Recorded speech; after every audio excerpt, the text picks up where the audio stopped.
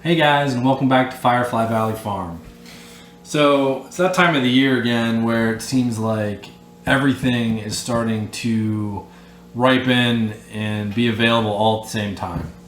And so, as much as you might love cucumbers, there's only so many that you can eat in a given week. So this is why we're going to talk about fermentation today. So fermentation is a magical process used for all sorts of different things that most of us probably don't even think about. But one of the things that it's really great at is preserving food. And it has the amazing benefit, besides preserving food, of really increasing the nutritional value of the food. So fermentation has been around for thousands of years, and it's a process that occurs basically naturally. So there's an interesting anecdote that I've heard, and I've heard it a couple different things, but there's a drink in South Africa called amarula. Amarula comes from the amarula fruit, which actually sometimes naturally ferments when it falls to the ground because of all the sugar in it. And there are instances where elephants will eat the fruit and actually become intoxicated, and it causes all kinds of problems. And I've actually heard of a similar story with moose, I think with crab apples up in Alaska. All that to say that it's something that happens whether we try to control it or not. But it is something that we can use our knowledge and tools to leverage to our benefit. So, there's a few main kinds of fermentation that exist. One is fermentation to produce lactic acid via lactobacillus. Think fermented pickles, think sauerkraut, think dilly beans, if you guys have ever had naturally fermented dilly beans. Think miso paste, think, the list goes on. You can basically ferment anything to produce lactic acid that has sugar and starch in it. There is fermentation to produce acetic acid, and this is done by acetic acid bacteria. And this is really vinegar. Vinegar is traditionally what we think of that has acetic acid. And it basically turns alcohol into this acetic acid, which is the vinegar that we use to maybe produce traditional pickles. And then there is arguably, one of the most fun forms of fermentation, which is fermentation that produces alcohol. So alcohol fermentation is done by yeast, which is also how we produce bread.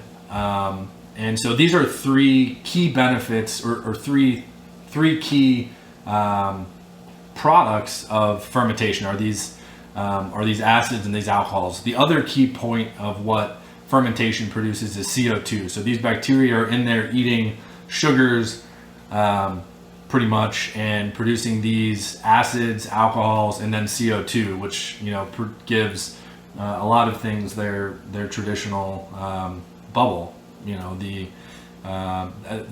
bubbles in beer can be produced from the actual fermentation process itself. A lot of times it's infused after the fact.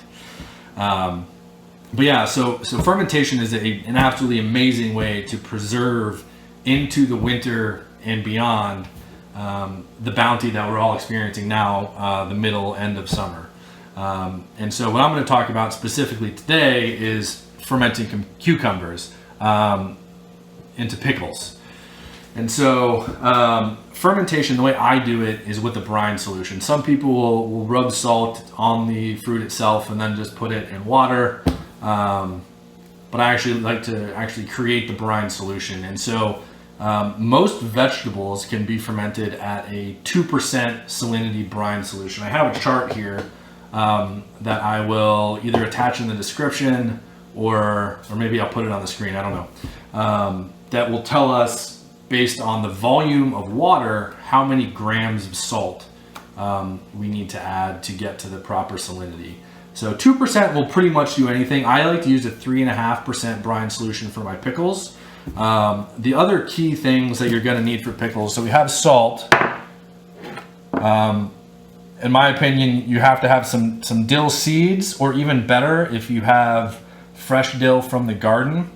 You can pick off the dill heads, the flowers, toss them in there. Bay leaves, or some other way to get tannins into your cucumber, into your ferments. So tannins do a really great job of reducing the amount that the cell walls break down in your ferments. And so this will give you a crisper pickle, a crisper daily bean. So a few other examples of things that people will use are actually green oak leaves, grape leaves. Those are the two that come straight to mind, but I'm just going to use bay leaves today because it's also a nice flavor. And then garlic. I love fermenting garlic, and I love the flavor it imparts on the pickles. So I'll eat just fermented garlic by itself. It mellows it out, and it's delicious. But yeah, so you need these 3 ingredients, and then you need a vessel of some kind. I have a few different things that I've used here. This I'll usually use to make sauerkraut. These I'll ferment all kinds of things in. And you could even use plastic. You could use plastic to ferment, and I like to use glass because it cleans well. I can make sure that it's pretty clean. I don't really worry too much when I'm fermenting stuff about how clean it is, because all the good bacteria that we're encouraging through the salinity will kind of counterbalance all the bads that might be in there. Another fun word. So a bacteria that really loves salt is called a halophile, which is actually from the Greek meaning salt loving. So I just throw that in there. So what we're encouraging through fermentation are halophiles, which lactobacillus is a halophile. It is a bacteria that can thrive in a saline, salty environment where other bacteria can't. So to start with this, we're going to make the brine. That's the first thing we're going to do. So I've over here started heating. I've been heating water. I like to make, so I'm planning to do, I don't know if this will all fit, but I'm hoping to do a half gallon and a quart today. And I usually try to make roughly half the amount of brine of what I'm going to be fermenting. I played it a little dangerous. I'm only making a half a gallon of brine. So hopefully we have enough, but to do that, so I have my half gallon of heated water, and then I'm going to consult my handy dandy chart here. So it tells me 2 quarts, which is a half a gallon, at a 3.5% salt solution. I need 66 grams of salt. So grab my kitchen scale here,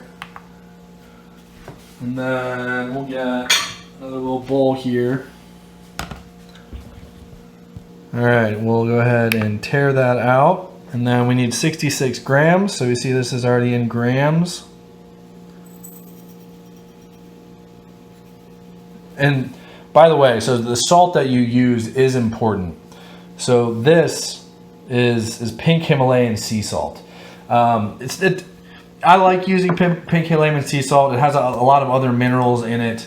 But the most important thing is don't use iodized salt. So you can use kosher salt or whatever you have around. Just don't use the iodized table salt, because the iodine is it's antibacterial. It kills. It's a sanitizer. So you don't want iodine in your fermentation that you're trying to encourage bacteria in. That's not going to end well.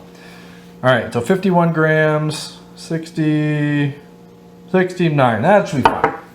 It's not an exact science. And then we will go ahead and put that into our water here. So add that in. I'll stir it up.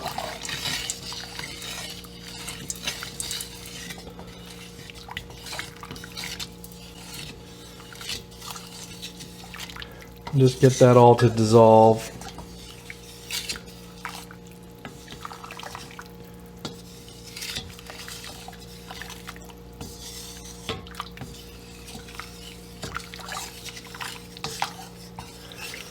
And this pink Himalayan sea salt sometimes will not dissolve entirely. And you can see it sort of adds a little hue to the water here.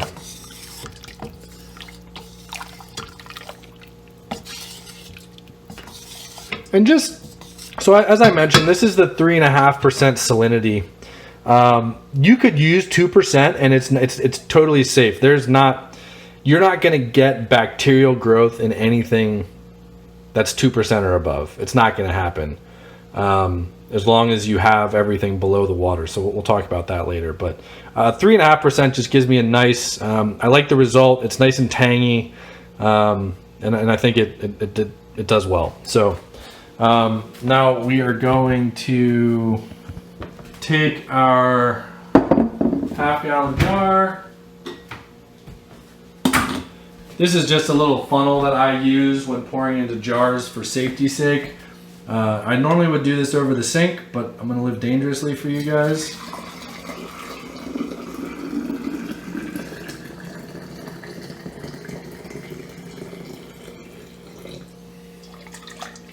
There's a little bit of salt stuck on the bottom, so I'm just swirling it around. Get it all off. Then we'll dump it in. And then this brine's going to have to chill. So, we do not want to put our cool pickles into hot water. We're not trying to cook our pickles, we're trying to ferment them. And so also during this time, I'm gonna put these in some ice water, get them nice and cold, nice and firm. Again, really just trying to maximize the crispness. So we'll do that. And then also while we're here, I'm gonna talk about cucumber selection. So, so if we can, let me see if I can. So these are all pretty small. This is a sort of big one, maybe 6 inches. But the smaller the cucumber, the firmer the pickle you're going to get. So this, you could ferment this pickle or this cucumber, but it would end up pretty big. And the thing that happens is by the time it takes all the ferment and the acid that you develop in the fermentation process to penetrate this, it just gets really soggy. And then it's also best to use really fresh cucumbers. Some of these are pretty fresh, some of them are not, but you see, so this is one that's gotten a little, you could eat this, it's not bad, but it's just not gonna make a great pickle. So I'll probably just feed these to my pigs, they'll like that. A little treat for them. One other thing, so cucumbers, so this is just a wee cute little guy here, but I picked him because I wanted to show you. So on cucumbers, so that's this end here. You want to make sure you take this little blossom off because that accelerates the rate at which your cucumber breaks down. So you don't want to leave that on there. If you're not growing cucumbers, I got a bunch out here, but if you're not growing any, you want to try this at home. You should be able to find cucumbers from your farmer's market that you can pickle, ones that they might recommend for pickling. And then, if you just talk to the farmers there and tell them what you're trying to do, they may even, give you a deal on a bulk amount of them, or say, hey, I really am looking for some small cucumbers. They're going to bring you, maybe they're bringing nice salad cucumbers to the farmer's market because that's what people want to just buy, but you're like, no, I want to ferment them. They'll probably accommodate you. So talk to your farmer. Always good to know somebody who's farming. But cucumbers are super easy to grow. You can grow them in hardly any space at all because they trellis like nobody's business. I'll put a picture of our trellis situation we got going on. We kind of made an arch and it's a whole thing, so it's pretty fun. But so I'm gonna chill this down. I'm gonna get these cucumbers on some ice water, and then we'll be back to finish up the ferment.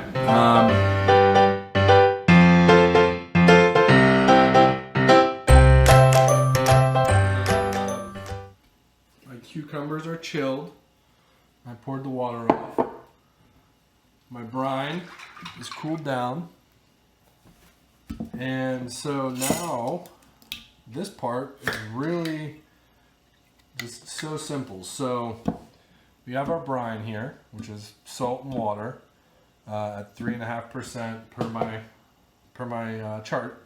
And then we're just going to add the cucumbers, whatever seasonings we want. So I'm actually going to try to make a spicy pickle. So this is going to be potentially a little intense, but I have some frozen habaneros somewhere in here. Here they are. And I'm going to put a glove on to deal with these. And, you know, to make these, you really just pack up our jars. So, you know, these should be relatively clean, washed. And then I'm going to take, I got this little guy here. And so we're going to drop him in. And then I'm going to take another one just whole and drop him in. And now I'm just going to start loading. So I also got some garlic here, so we'll break this open. And then I'll just crush this a little. I'll probably do 2 cloves in the little one, and then 4 cloves in the big one. So you just sort of crush that. I can probably take this glove off now. Alright, so this is continuing to record. So we're going to put the garlic in there. And then a bay leaf. You know what? I think to most effectively do this, I'm going to crush this bay leaf. And then we'll add maybe about a teaspoon of dill seeds. And then we'll load it up with some pickles. So we got some little guys.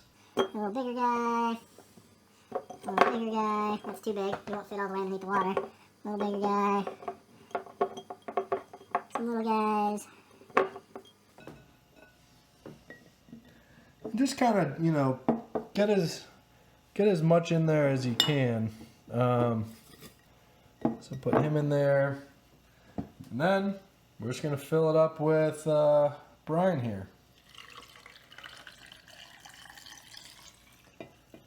All right, so now we're full of brine.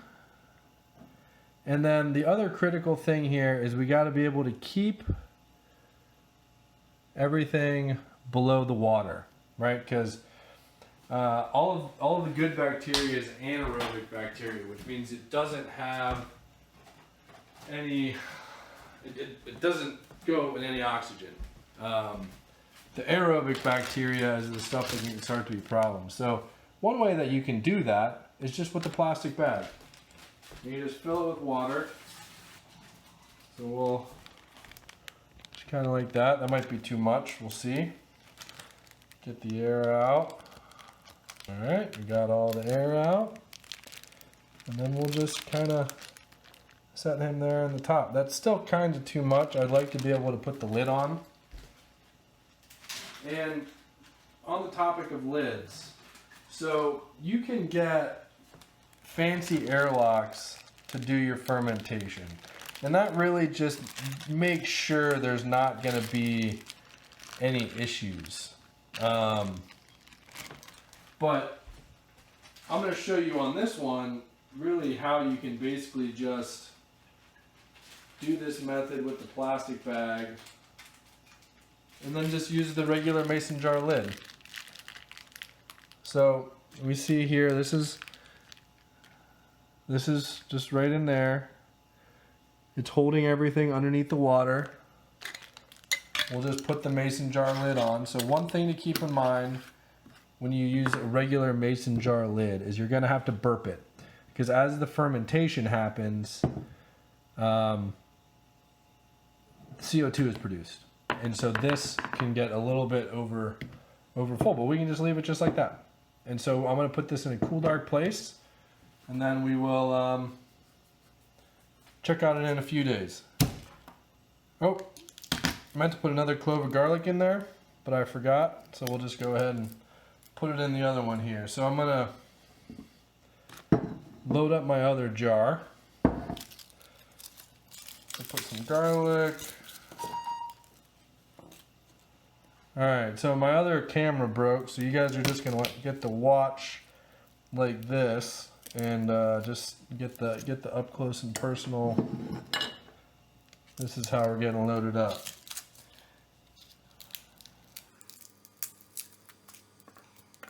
Alright, crushed garlic. Boop, boop. Boop. Boop. If you got a little skin in there, it doesn't matter. Skin won't hurt anything. Just try not to eat it whenever you eat it because it, you know, doesn't have a nice mouthfeel, but it should, won't affect anything. Alright, so now we're full here. Put some of my crushed bay leaves in. That's about a teaspoon of dill seeds. You know what? I think those are actually... No, they're dill seeds. I thought I was using fennel seeds for a second. I'm going to put just, you know, they're just regular old dill seeds. Just put them right in. That way we can get the classic dill pickle flavor. Garlic dill pickles, some of my favorites. And then we're going to load it up.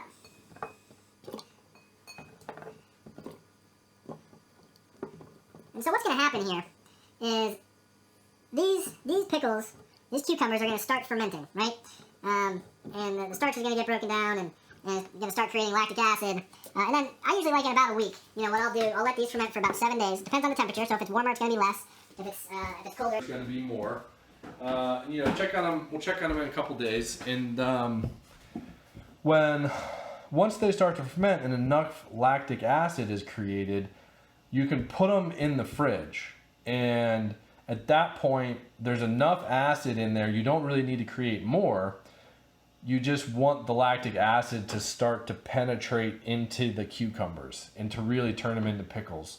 You know, after 7 days, they're going to be what's called kind of half sour pickles.